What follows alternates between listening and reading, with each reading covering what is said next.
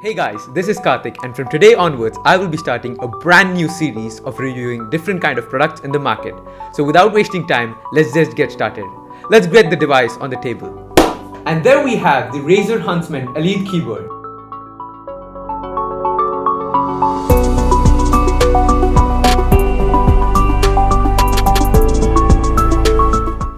Before I dive into the actual review, let's cover some basics. Most keyboards on the market consist of two types, the membrane and mechanical. Membrane keyboards are usually the cheapest and break down quickly.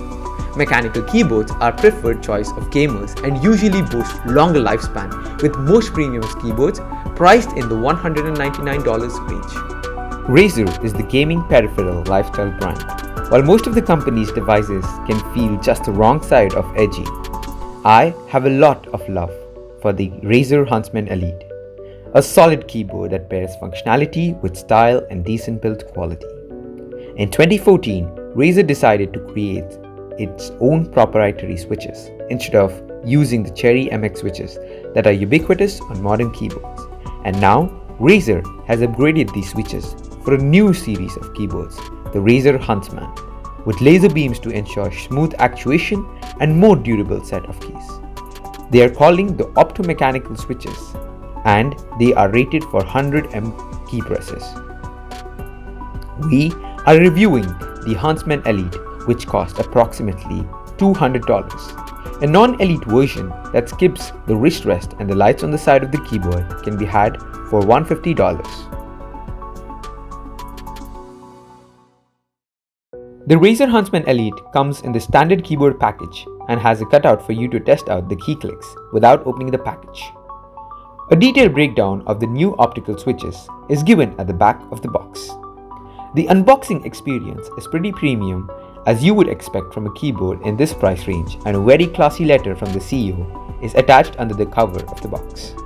The various stickers and paraphernalia that accompanies keyboards are also present. The RGB wristpad and the actual keyboard itself are cozily tucked under a couple of layers of plastic. Talking about the design and build, the Huntsman Elite doesn't take up a lot of space on the desk.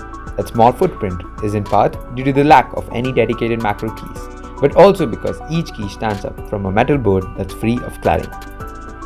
This makes the board compact, but also means messy eaters can easily shake food, crumbs, or dust out of the board. The matte black finish results in few fingerprints, and the feet on the bottom can be flipped out to two different positions, creating various options for typing. Media controls on the side comprise 3 programmable keys and a wheel that can deliver a variety of functions. After trying a few functions mapped to it, I found that the original setup with the dial controlling the volume and a tap of the knob muting all sound worked well for me. The keyboard's lighting is a step up from previous Chroma efforts, with a light bar that runs around the unit and bundled wrist rest, providing underglow lighting. Aesthetically, it's pleasing, especially when you play a game that has a support for the Chroma Lighting Sync software. The soft leather wrist rest is the best I have used, making both typing and long gaming sessions comfortable. It does increase the size of the keyboard somewhat, but it's easy to detach if you would rather use a rest of your own. The full keyboard with rest remains smaller than the Black Widow Chroma V2, as does its profile. However, there's cost. Power for the wrist rest through a contact port means the Huntsman requires 2 separate USB ports, and there's no USB pass-through, which is a real misstep on a keyboard at this price.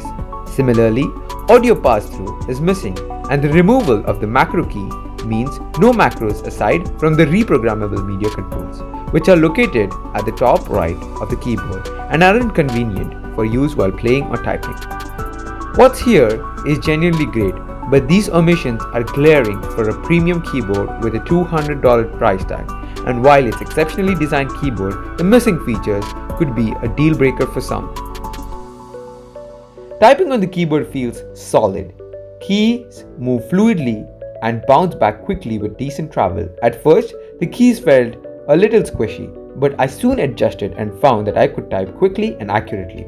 The clicky feedback is actually separate from the key press, meaning the reset distance is short, so rapid key presses aren't a problem.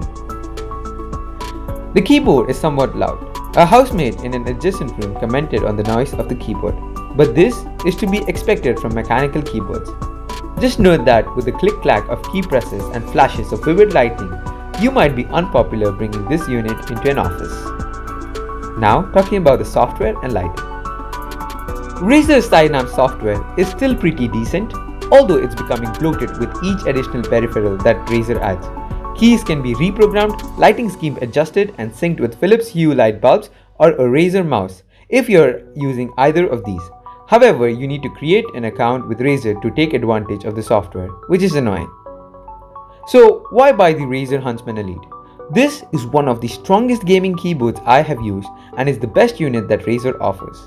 If you are after a no-sense keyboard that performs well in a range of situations and you are not concerned about the extra USB port and a lack of pass-through capabilities and macro keys, and there's no reason not to buy the Huntsman Elite other than price, of course.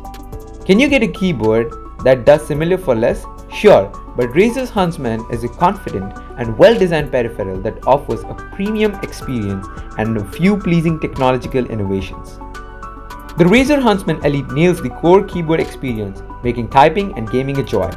And it has flashy lights. Style cost, however, this isn't cheap. If you enjoyed the video, please like it and please consider subscribing to my channel and comment down below on what product you want next. Thank you.